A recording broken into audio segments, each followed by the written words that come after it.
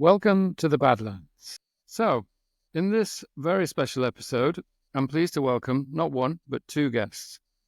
Hot on the heels of their new venture announcement, please welcome Helen Kimber and Samantha Peace, Badland recruiters extraordinaire.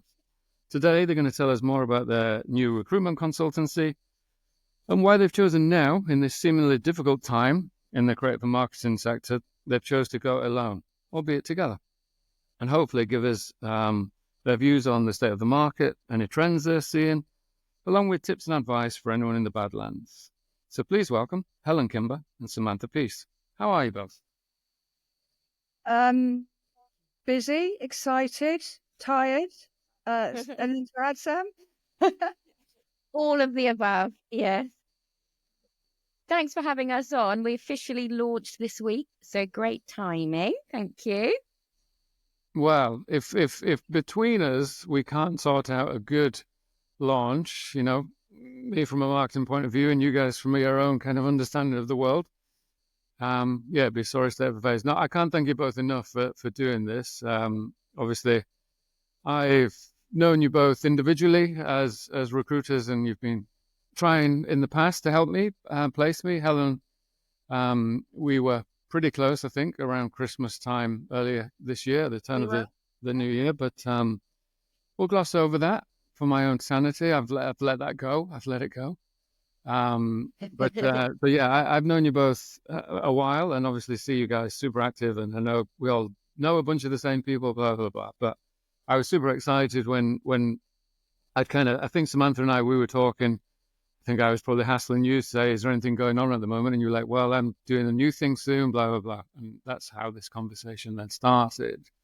So I think before we get into this, I kind of need to say something on behalf of the Badlands guests, in that a lot of my previous episodes, the kind of recruiters and internal headhunters have come in for a bit of stick on my episodes over the last year. And certainly I see you guys, not you two per se, but your sector getting a lot of stick on LinkedIn. And I guess hopefully for today we can kind of talk about some of those things, ghosting and shitty feedback. And I'm sure it's bad apples, like there are bad apples in the advertising and marketing industry for sure, but I don't know if it feels more prevalent at the moment and feels a bit more of the now, this kind of shitty version of recruiters and recruitment and the process and all that type of stuff. And I'd be doing my previous guests a disservice if we didn't get into it. Hopefully you can give us all a bit of a sense of what's going on and why why some people might be experiencing these things.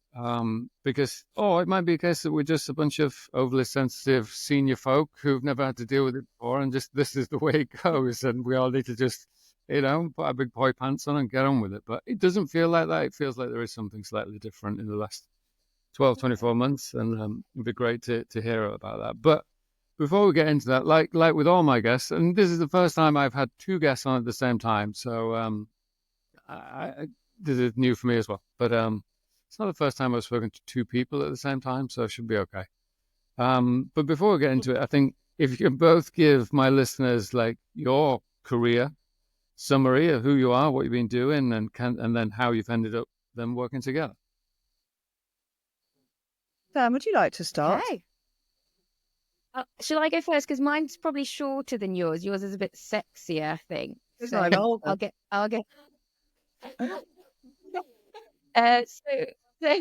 So I was at the recruitment company, The Longhouse, for just over a decade, recruiting for account management and business development people. And with Kimber, actually, Helen. Well, I don't know whether to call you Kimber or Helen. Actually, it's weird because I call you Kimber.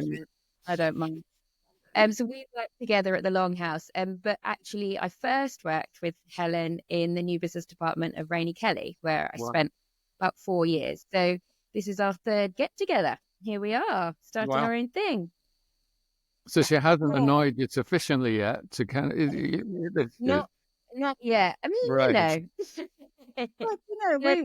We've talked about this though, haven't we, Sam? Like we don't agree on everything all the time, and nor should any of us in this business, I think. But what we can do successfully is disagree challenge each other, build on each other, and then, pop for a glass of wine later. And we don't take it personally with each other. And I think that's really the key to the partnership. So we do disagree, but disagree agreeably, in the words of Alistair Campbell. Yeah, and we've always been great friends as well. So, that is also something. Yeah, I think it helps when it's like I've noticed with my own team and team members and colleagues, like the ones you're friends with, you can it's easier to have the shitty conversation with rather than just someone you're in the office with. It's much easier when you need to have those, because you're always going to, right, if you're a long enough timeline. So yeah. And also, I don't want to sort of jump ahead, but you get, it is no accident that the very best chemistry of the very best teams in agencies create the best magic, whether it's the Adam and Eve founders or the Uncommons or, whomever it might be, they just get on great, and that shows in a room. And so, that's the magic, isn't it? It is. It I is. think we're also relying on stuff, right? So even from starting this, we'll be like, what do you think? What do you think? Which one of which one of these logos? We've always, so far, we've always agreed. And it's like, wow. Yeah, it's coming. Well, as long as it's not on this podcast, let's not have the meltdown. I think we'll be fine. Make for a great podcast, though. It really would, wouldn't it? Yeah. The post would be easy. Watch two lifelong friends melt down and live. I'll turn the videos back on so we can really watch it. Really see the punch up. Yeah. That's quite a good segue, actually, because lifelong it is pretty much there. I think we've now known each other for nearly 20 years, haven't we? Because as Sam said, we worked together at Rainey Kelly in the new business team. I was new business director and Sam joined that team. But my history before that is I was in account management. I was a suit at TBWA, but always wanted to do new business. So went in and did new business at a number of agencies. Also, big, small, medium sized. Also did a startup, which was Hometown, which is now the brilliantly successful Truant. The guys there are going great guns.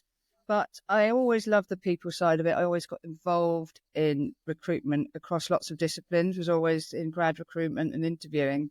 So it was quite a natural segue, actually, into recruitment agency side. And then I actually did it in-house as well. So I came back to Rainey Kelly and did an in-house talent role before then leaving to join the Longhouse with a segue into the talent business before Sam and I got our heads together and thought it's time to do our own thing. So that's my slightly longer journey. But as I say, I am slightly, in inverted commas, older, quite a lot older. I tend to use highly experienced as the catch-all for age on this, because it's no kind of the Badlands. Vast majority of my guests have been highly experienced, meaning they've been doing this, for a while now, probably in their second decade, some third decade of doing this. And I think that's what's been alarming. And the thing that I noticed back in the day, there was just this weird group of senior, highly experienced people all kind of struggling to find their next thing. And it was a weird thing. And just talking to all those people over this last year has been unbelievable. But both just from a, personal stories point of view, and then just crazily just highlighting, it seems like a weird time at the moment in the marketing and creative industry. And I certainly, when I reached out to you both when I came back to London last year, you were super helpful, but equally super honest, which at the time I was a bit like, well, that's a bit too honest.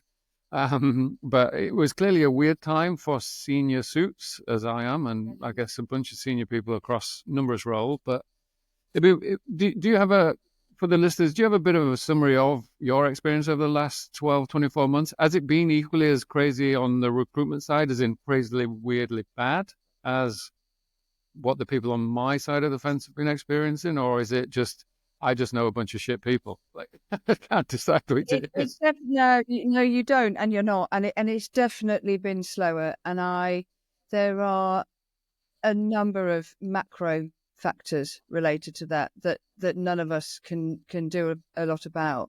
And I think that marketing in itself is often a bellwether for the macroeconomic climate, and then ad agencies being service industries to marketing suffer for that. And therein, talent then sort of sits at the, and recruiters then sit at the end of that funnel, don't they? So I think, there is an unfortunate knock-on effect there. And I do think that the talent market tends to be that sort of bellwether for what's going on. But, a number of things that feel much more positive at this moment in time are the election. Definitely saw a little bit of energy and a little bit of blip and a little bit of an upswing. I think there's now this, we've got the budget coming, and I think there's things like government spending as well as the global climate, which affect everything. So you're not alone in feeling like it's been slower, and it's been harder for us. But I think it's also more prevalent at certain levels. So Sam can probably build a little bit on that, because we tend to work at slightly complementary levels to each other as well. Yeah, I mean, post kind of COVID, when there was the recruitment industry absolutely exploded, like there was just so many agencies hiring. It's been hit in contrast with, redundancies, restructuring, hiring freezes, and especially at the more senior end. So mid-level candidates like AMs, senior AMs and ADs. And by the way, I speak in terms of client services because I'm less, Kimber is more of the planning person, but I think it's probably the same in terms of levels. But those levels of the mid-level candidates are currently mostly in demand. So, with tighter budgets, these levels are the affordable solution to businesses. In addition, this level is happier to be more delivery focused, and they can stretch up and down. Whereas, BD level and above, they want their role to be, as it should be, sort of more managerial and more strategic. So agencies have become increasingly top heavy within the client services team, which obviously increases demand for the mid-level talent and decreases the senior level demands. It's become really tricky.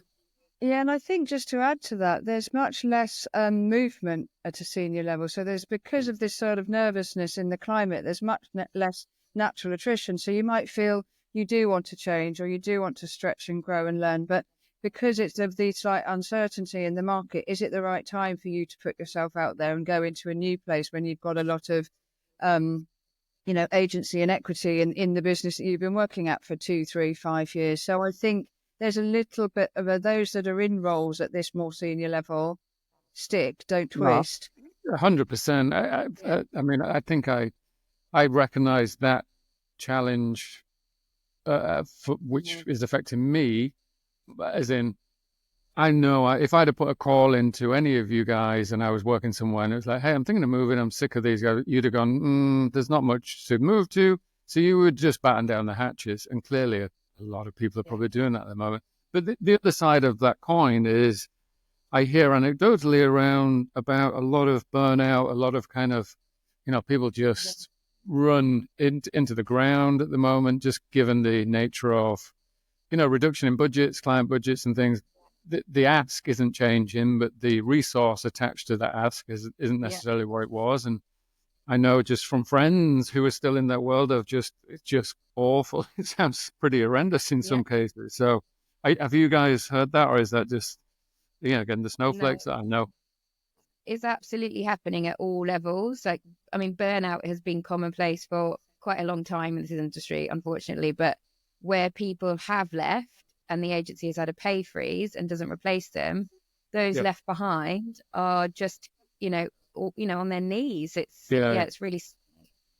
But of course, I think you've got to overlay as well the fact that we are all expected to have more skills. So that, whether that's about understanding now, 12, 15, 20 different platforms and outlets and ways of working, or whether it's learning the new tools of AI, or whether it's, speaking different technical languages. And that the reality is AI is going to come in and do certain jobs for us and create efficiencies, which is in itself a double-edged sword, but we're still catching up with that. So I think there's this sort of people trying to upskill while they're working, and that sort of adds to it, because you're sort of doing courses and learning or Googling everything at the same time. There's less of that sort of, I know how everything works, so I can just turn up and do it and deliver it really quickly and easily without friction.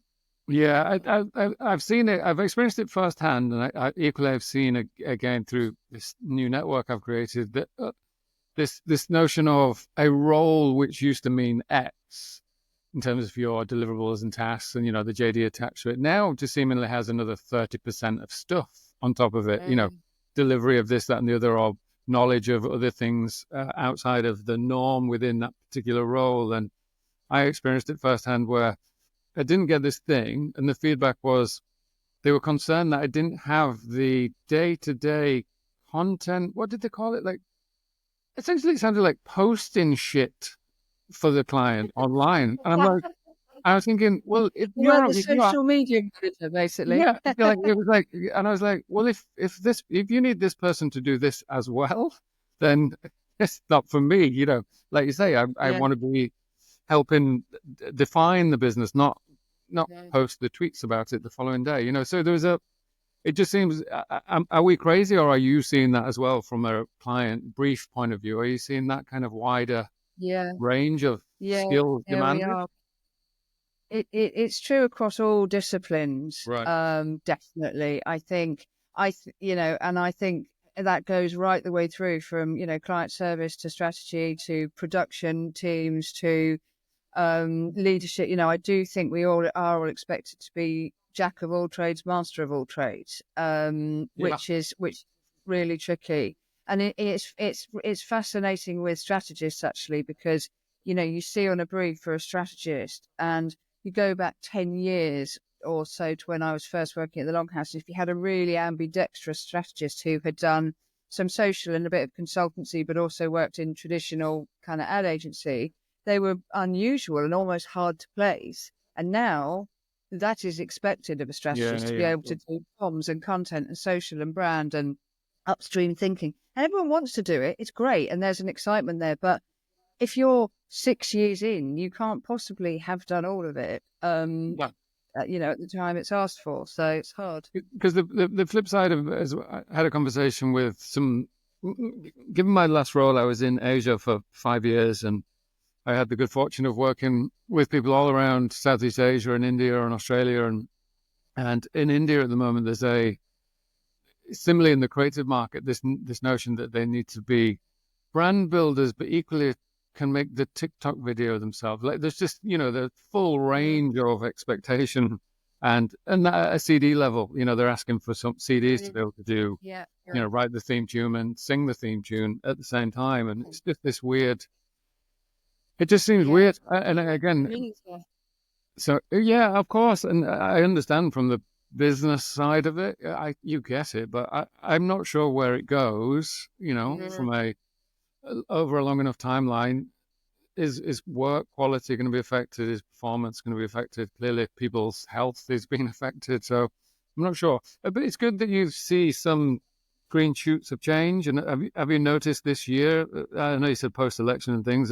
Has it been better this year than last? I mean, what I try and do is find a little bit of hope for the listeners, because my LinkedIn feed is just, the algorithm just sends me out of work people, and it's fucking depressing. So we've got loads of hope for the listeners. Fantastic. Let's go. Give some hope. Let's have some hope, please. I do think that there's obviously the contrast that the freelance and permanent market is, they're running at different paces. So I think those candidates at your level that are out of work, that are only available for permanent roles, that's a trickier place to be than those that are open to, freelance and contract maternity covers and whatever it is. Right. Because the freelance market is definitely surged when the permanent market has declined. Right. I think one, and again, I don't want to speak on behalf of everyone I've spoken to, but I'll only do it from my point of view.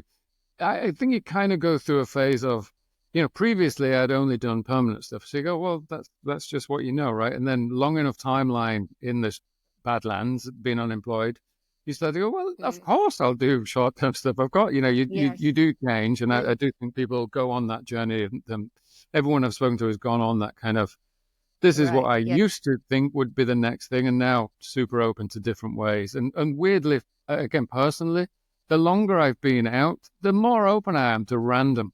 And that's a really interesting upside, weirdly, to being out of work a long time. You slightly start thinking differently because I became so conditioned. I've moved agencies by simply asking a recruiter, hey, I'm bored at this place, or hey, I've pissed too many people off at this place. Can you find me a new thing? And you'd get a new thing. And that world seems to have disappeared at a permanent level. So, like, for all the reasons we've been talking about, whereas now you kind of, I think you guys talk about, is it zigging and zagging from like career point of view? Like, and it's, and it probably might be a very good Michael Parkinson segue into your new thing.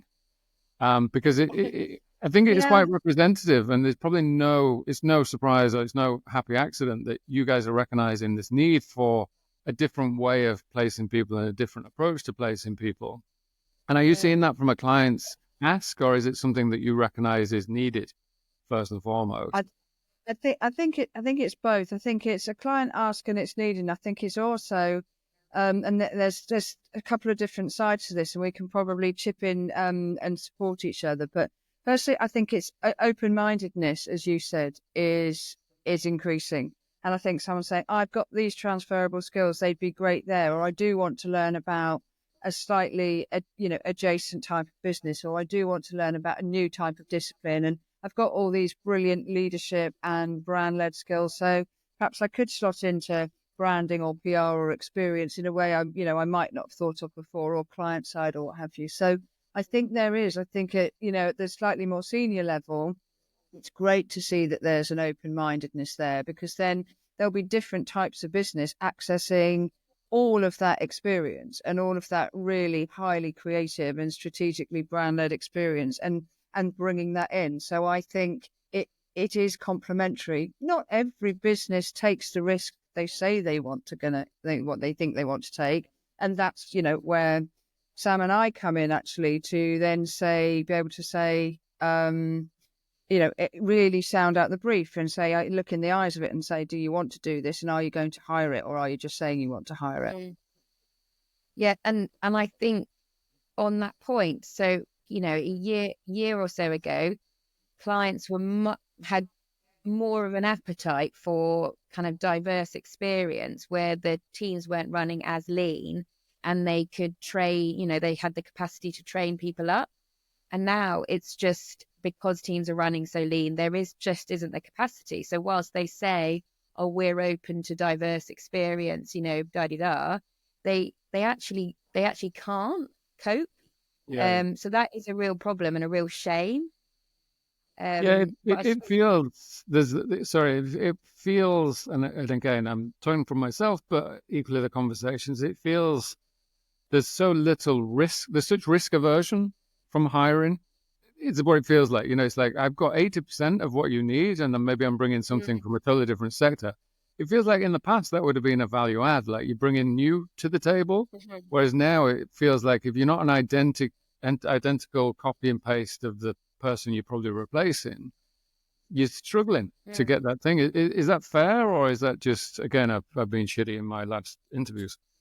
I think at the senior end, because they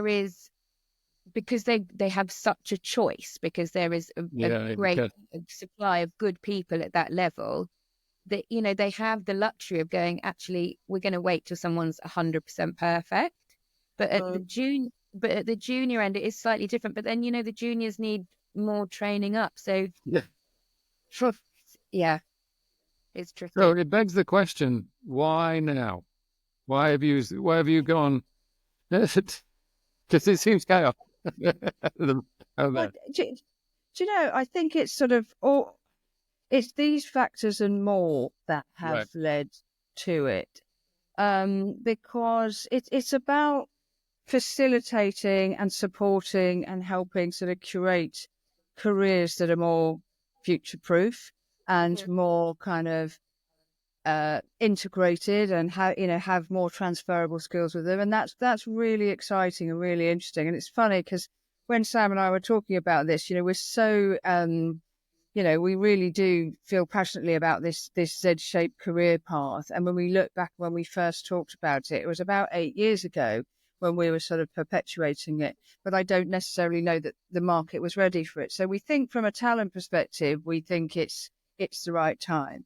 But also from from this bit of the conversation, we might jump into why people don't necessarily treat people as well as they should when they're looking for jobs. This whole growth of internal talent and the recruiters fighting with them and sort of competing for business and competing with each other, it's just quite broken, if we're honest. I think internal talent is not going anywhere. It's really important. It's really valuable. When you get a great internal talent person, they absolutely understand the culture. They really do make sure the brief is live and real and solid and ready to go. They really do work to provide feedback in a timely fashion and in a constructive way. And they are, absolute joy to work with.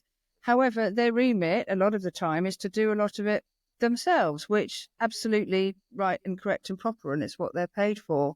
But Sam and I both feel really strongly that there's still a need on many occasions to go to an external partner. And that might be because you don't have an internal talent team and you do need us to come in and do that end-to-end brief to placement piece, which we obviously love doing and have done, successfully for years between us. But also there might be times when there's a particularly tricky brief or there's some really complex needs, or it might be confidential where you do need to bring in a third partner just to give you that extra boost. Or you've won a huge pitch and you've just suddenly got to staff up an integrated global team, for a group, of 20 people. It's really hard to do that, even if you've got a big talent team of 4 or 5 people. So we can add that support there.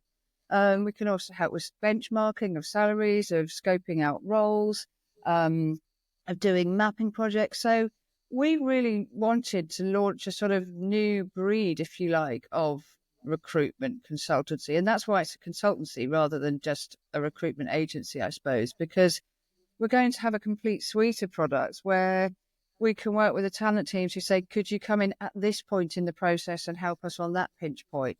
Or this is highly confidential, so we want to find the best people, but we can't talk about the agency or the business until we're a couple of rounds along in the process. So Sam and I just really want to be flexible and complementary to internal talent, which hopefully will be supportive to them, but also additive for, the candidates and talent we work with day in, day out.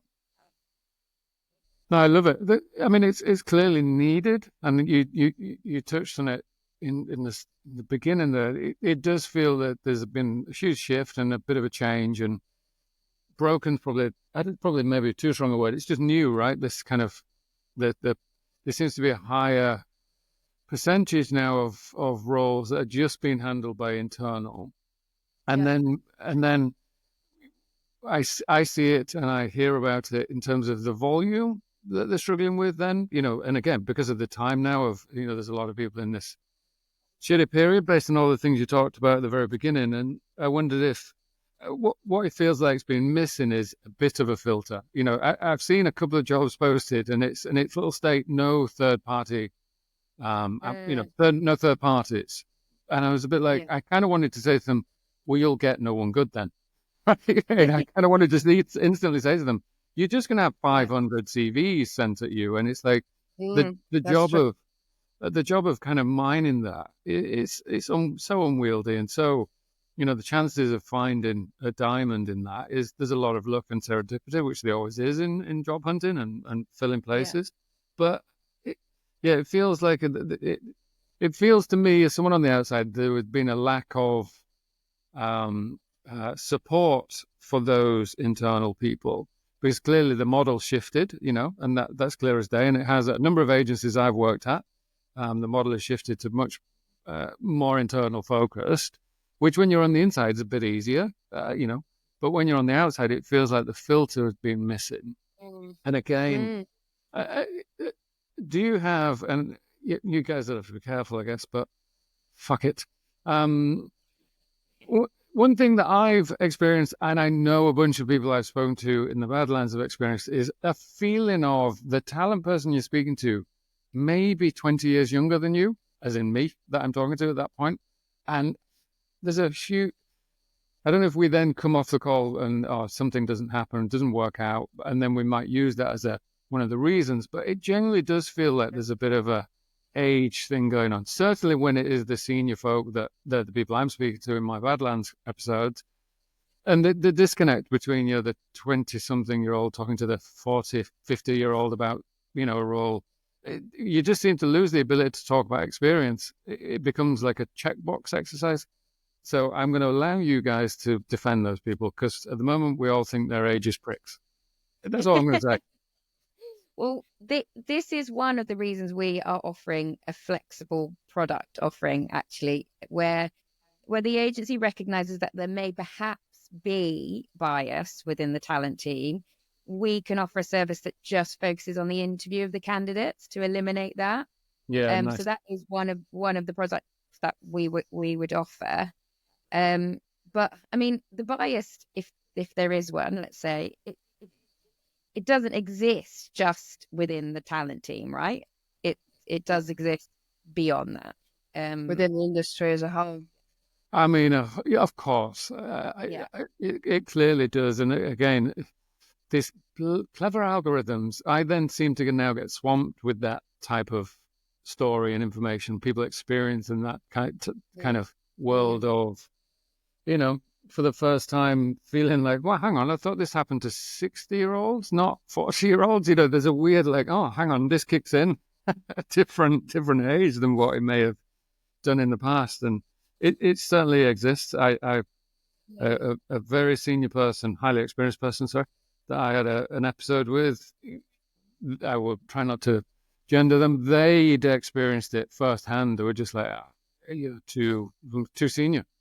It's a bit like, well, do you mean age or experience? Because it's crazy that you don't want experience to come in, so you must be talking about age, right? It's just, I think it's illegal, but I didn't think that was legal to discriminate on age. But I think they're slightly different things, aren't they? I think your point about having let's also, I'm trying not to be ageist myself, a slightly less experienced interviewer interviewing experienced people. There is a mismatch there.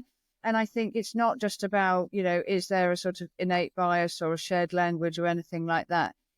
There just will be. And I think when you've done recruitment in all of its guises, as Sam and I have for however long, you do learn how to interview in a more strategic way rather than just running through a list of questions. Yeah.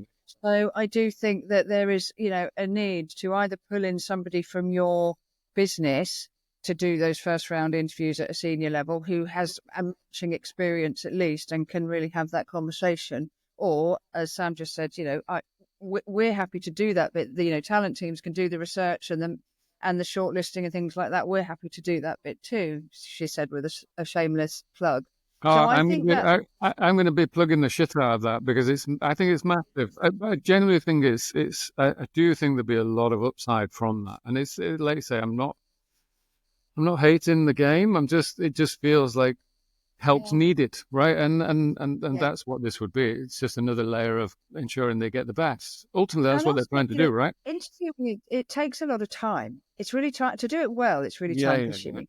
To allow at least an hour to speak to the person, you have to allow at least half an hour to prep and look at the CV and look at what they've worked on and remind yourself of campaigns or places they've been or whatever. And then you have to spend at least half an hour, good time and thought preparing and writing the feedback, whether that's constructive or positive or or whatever that might be, and then perhaps briefing the person you're handing on to or back to. So it is time consuming. So if you can pay an outsider to do it and do it with experience that you don't necessarily have in your talent team, then we think that's kind of good and helpful. And it's actually about being helpful. It's not about being in competition with. It's just trying to help the process and make it as good and easy and the best talent experience for the business it can be.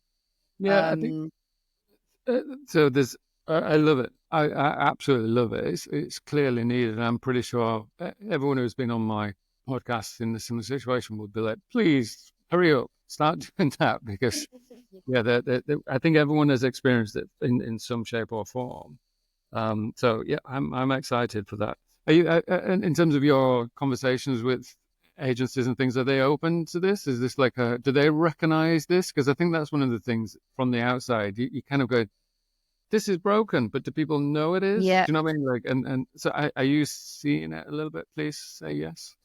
Hope you are. Yeah, no, we've had a really positive response. Like, it's been Nice. totally encouraging. More than I thought. I don't know about you, Kimber, but there's been more positivity than I thought. Yeah.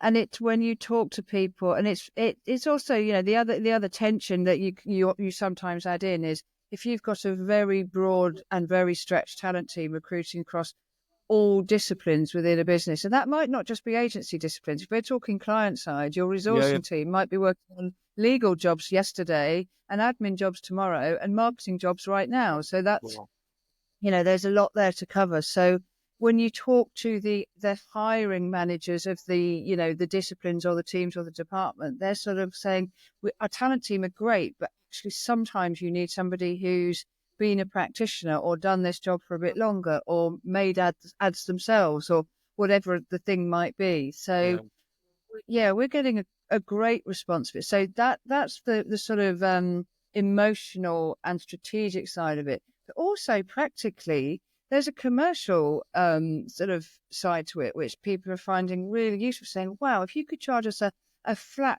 fee for a piece of the process that we don't quite have, that would be much easier for us to buy and pay for and, you know, make as part of the salary budget than, you know, the traditional percentage sliding scale of first year annual salary, because that becomes sort of quite endless and nebulous. And are we negotiating salaries up to get more commission, which we would never do, by the way, but it's a misconception. So if you start charging flat fees for elements of the process where you're most useful, it makes the partnership more viable. And so I think the reception to that as a really different type of offering has been, people sort of almost their eyes go wide and go, oh yeah, we could do that. Maybe we could use you for that, but just not that. And that's been really, really encouraging just in the last 2 weeks that we've been actually out talking to people.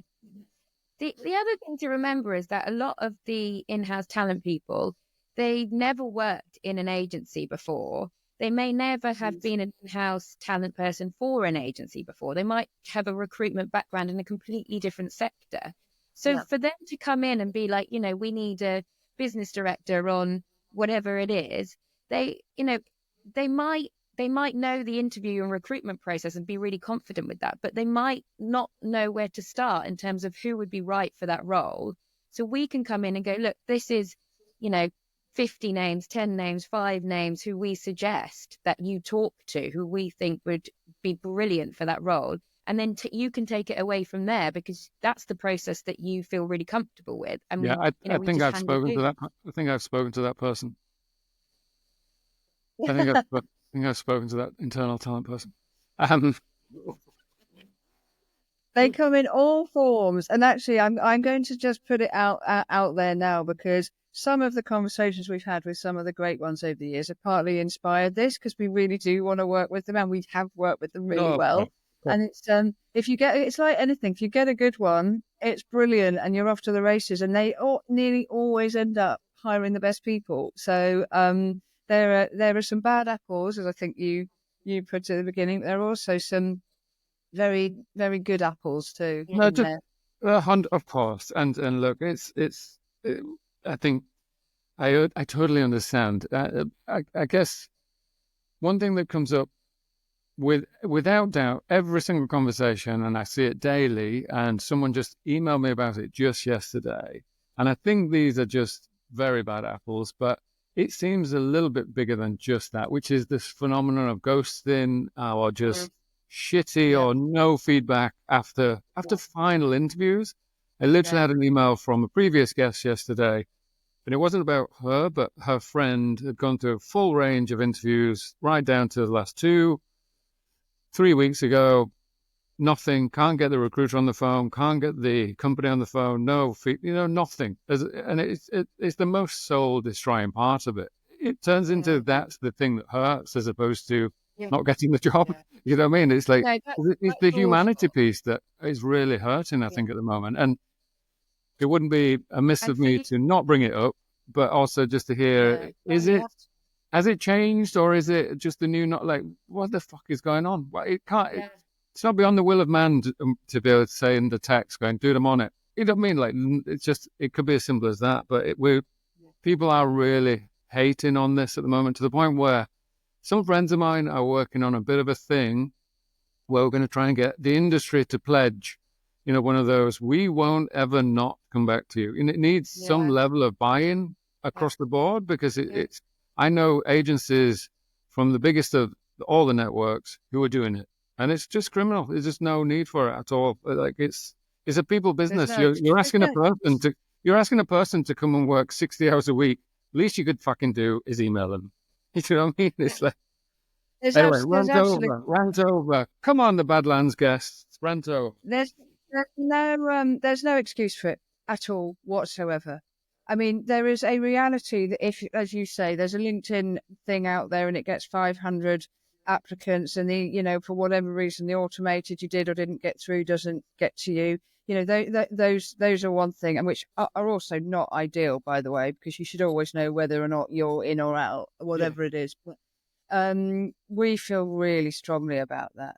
Even if the news, as a recruiter, and when you're the middle person, even if the news from us is there is no news, I'm putting a call in today, I'm honestly stalking the person, or we've just heard they've got a pitch tomorrow and everyone we need was up all night. Like, there is no excuse to not, as you say, send a message or a text or what have you, to somebody who's prepped for that interview, who's talking about their career or their, rent payments or whatever it is. Yeah. I think we feel as ranty about that bit as you do. Well, I would challenge on the levels, but I love that it's clearly something that bothers you too, and I can say, hand on heart, Helen, who was helping me over Christmas, was busting balls to try and find out some information. So that I do. Everyone can believe when Yeah, Helen Christmas is did. always a shit time, though. No, of course, of course. Everyone You were still on suddenly their just case. You were still on their drunk, case. right? Yeah, you were still on their case Yeah, for too long. exactly. Yeah. But No, look, we it's would never ever do that. Yeah. no, of course. I know you guys won't, but you equally, it does happen, and it seems to happen more than it used to. And I think everyone's very philosophical about this kind of, it's a buyer's market at the moment. And of course, if there's 500 CVs, if you don't, but weirdly, I've told this story before, the automatedness is equally as problematic. A friend of mine, senior designer, was speaking to his friend who worked at an agency. His mate had called him, who was working there, said, dude, I'm going to get you in. I've got a freelance thing. They'd worked there before, locked in, fine.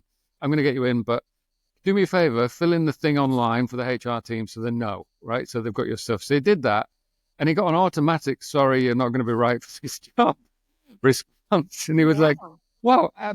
Luckily, he was talking to a human being who he knew worked there. Otherwise, you know what I mean? It was a perfect example of the system failing. Computer says no. Yeah, it was literally computer says no, whereas the person who was talking to was like, no, do your in tomorrow, So it feels like that bit's a little bit broken as well. The kind of I think it is, and I think that's where the humanness comes in, and that and I think Sam sort of mentioned this earlier. One of the sort of offerings we'll have is about giving lists or mapping or of either broader full market maps or more curated sort of screen shortlists, what have you, because there has to be a human element that doesn't just trawl through LinkedIn as a computer or automated, very bog standard forms that are filled in, because every business we work with by nature, because we're in the creative industries, is driven by its own unique culture.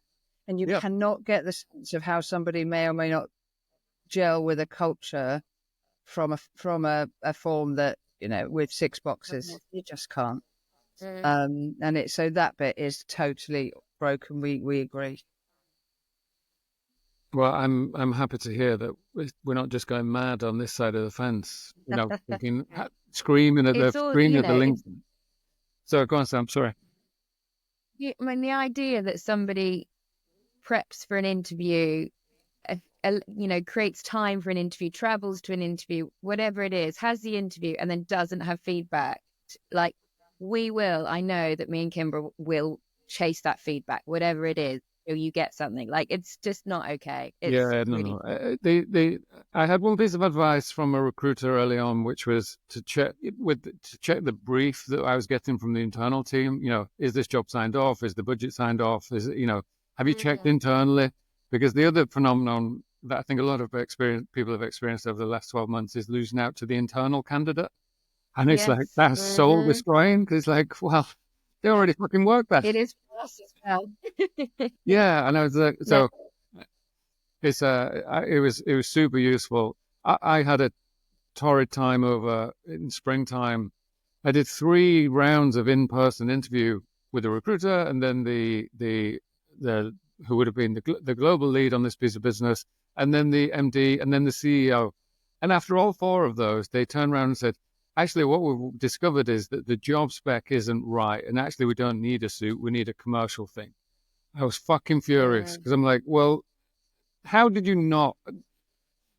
At what point do I send you my consultancy fee for helping you understand that part of your business? Yes. You know what I mean? It was just ridiculous. And I think this is where the creative connections, you guys have got to really help, because it's just, there's so many gaps and there's so many stuff that's hurting people.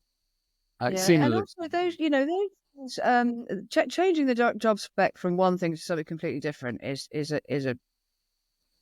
sort of inexplicable, really, isn't it? But there are rare times when roles go away because somebody was moving to Australia and then they split up with their boyfriend and didn't. But the reality is, if you say what's happened and the reason and the story, that makes it more, when it is you have put your heart and soul into prepping or whatever, it actually makes it more palatable, doesn't it? Because at least you know it's the reason, and at least and that's why human beings are so important as part of this process, because we can give you this sort of, you wouldn't believe this, but their dog died and they had to go back to whatever it is, but we can all be empathetic when things change, but it's just that, the role's gone away for no reason, or the job spec changed to something unrecognizable, but it's deeply frustrating. So part of our job has to be to look in the whites of the eyes, make sure the roles are signed off. Yes, please. Really understand. And just check, and then say, please check, is there anyone in-house that can do this already? Because... Are you sure? Yes.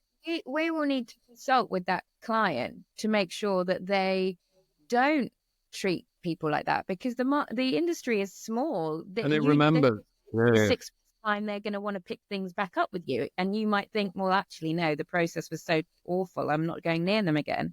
So that would be part of our job, to make sure that the client is still held with high regard. So, well, there's very much an underground list of shitty people and shitty companies that exist. I'm deadly serious. There is a very much a list which does the rounds of these assholes. Because you're right, it's as much as the London likes to think of itself as the center of the universe. It's tiny. Everyone knows everyone, and these things are going to come back at some point. The pendulum always swings back in the favor of the seller over the buyer. It just always does, right? So, well, look, I like to try and always give people listening to this some sense of, you guys have given so much advice and your points of view on things, which I know will be super useful for everyone listening, the millions of listeners that are listening. But just in general, in terms of, if you were talking to some of my listeners one-to-one about their CV or like things they should be looking at the moment, which might just give them that little edge. You've touched on it there's a need for kind of learning new things constantly, but is there anything that you're seeing at the moment that you just think, if everyone just did this, it might help them 5%? Do you have that, or is it just, keep slogging away? Do you want to go, or should I go? Fine, if you don't, it's fine. Honestly, you can just say, no, you're off. No, you go, and so we don't double up. Okay, so I think in terms of the CV, if you're sending a CV directly to an in-house talent person, just make sure that your skills are really clear, because skills-based hiring is just becoming more and more of a thing.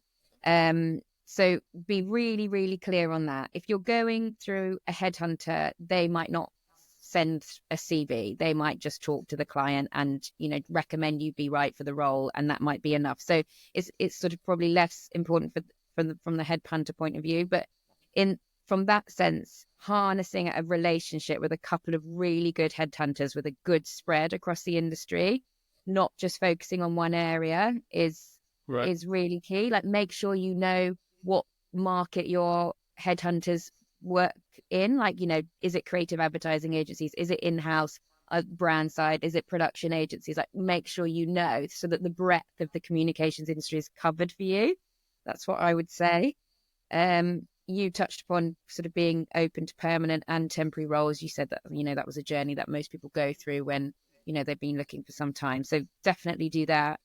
And sort of open your heart and mind to opportunities outside the traditional agency model. Like, you said that you are now open to sort of more oddball roles. Like, that's great. Like, why not? Yeah. I think there's all things. No, that's great. Yeah, No, and I I think appreciate that. the upskilling thing as well, or not even upskilling, but just sort of sideways skilling, because it's not always, is it, about, and that's, I think, what we're trying to convey. It's not always about a perfect, perfectly straight diagonal upward trajectory when you work in any industry, but particularly in a creative industry, so particularly in this moment in time when tech is supercharging everything. So, use the time to learn those tools and, do the coding thing, or do the course on AI, or play around with ChatGPT, whatever it is, the thing, because I think that just makes people look like they're leaning in as well, the direction of travel. It feels like it's expected these days, right? It doesn't. That seems like normal. Weirdly, already. You know what I mean? Like, just that's already the norm. So I think it'd be foolish not to be in that space, for sure. And as Sam said, if you've got skills, you've got all your sort of soft and strategic skills. I don't say soft to undermine them at all, but whether that's leadership or strategy or whatever. And then if you can add some hard skills that underpin that with, then that just the longer that list is, the more boxes you're likely to tick, whether that's through a talent team or whether it's through an algorithm on a LinkedIn application picking them up. So yeah, all of that. I love it. No, thank you. There's another initiative and cause that one of my previous guests has taken up, which is to kill the easy apply feature on LinkedIn. That just seems like a bottomless pit of doom, as in, and weirdly, I don't think any job should be easy to get, right? As in, you want to, the very notion that easy apply, just send us your thing and you're in, when it happens to be the opposite when those things appear. So I may ask you guys to pledge to kill the easy apply feature on LinkedIn as a company. Well, some people go for B Corp and all that stuff. Some people go for like box, yes, no, right? Have you made an ad? Yes or no? I mean, Well, the other one that there's another frustration. So if you can fix all these things for us, please, that'd be fantastic. There's another frustration which everyone has, which is you upload your CV and then it asks you to fill out all your shit. You're like, just go on there. Why are you making me type it out again? It's like, why? Yeah. So if you can kill that as well, please. What else do we want from you guys? My to-do list is getting quite long, Jared. I know. I'm sorry.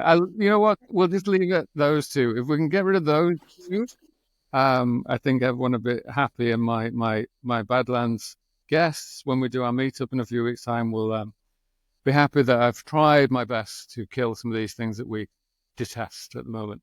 Look, and if we ever ghost anyone, then you feel free to call us.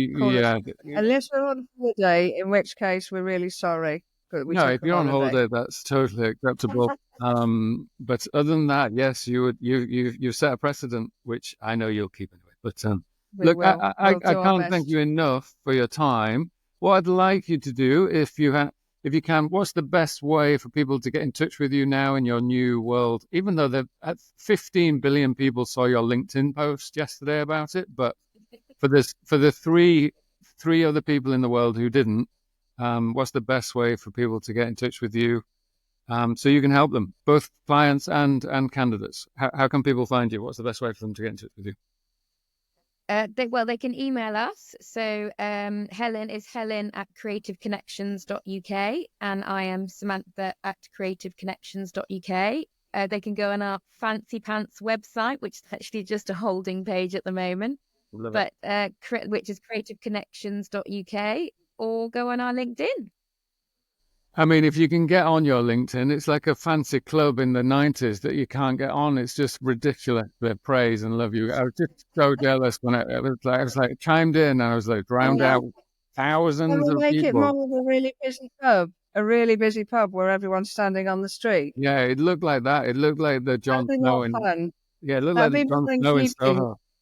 That'd be more in keeping with our brand values, I think. Like the Sun and 13 a couple of years ago, and there you go. How about that? No, for sure. No, it was so amazing to see. Clearly, you guys, everyone's super supportive, and I think everyone's in a space where it's like, well, something new is needed, and I have no doubt you guys are going to be bringing something new to the madness at the moment. And I know all of my former guests who are still in the job hunting phase will be in touch for sure. So look, I can't thank you both enough for your time. I know you're probably busy. Well, thank you. You probably got to do some chasing. No. You should be out chasing people and getting back to people. I shouldn't be holding on to you anymore. Getting back to people. Yeah. But can you just do me a favor? Thanks all on LinkedIn. Yeah, well, it's fine. Do me a favor. Don't drop off this recording for a second. But I'm just going to wrap up but just stay on the line a second. So look, I thank you massively for taking the time to do this. I'll obviously be posting out links to all your shit, but look, I can't thank you enough. You both enough, and I'm looking forward to seeing what you do, and hopefully you'll get me a fucking job. Yeah, brilliant. Thanks, Jared. No worries. Thanks, guys. Thank you so much. Thank you. No worries.